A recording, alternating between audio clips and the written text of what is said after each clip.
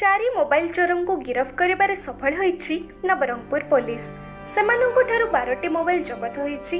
नवरंगपुर सहर तथा एहार आखपाख अंचल विभिन्न समय रे मोबाइल चोरी नहीं अभियोग होई आसुथिला।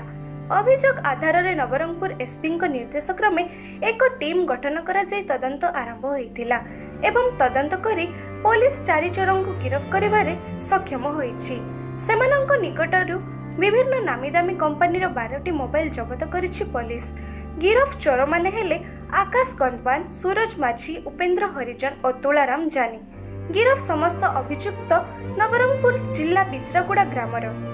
ऑडी 24J9920 नंबर एक अपाचे मोटरसाइकिल को भी जबत करिछि पुलिस।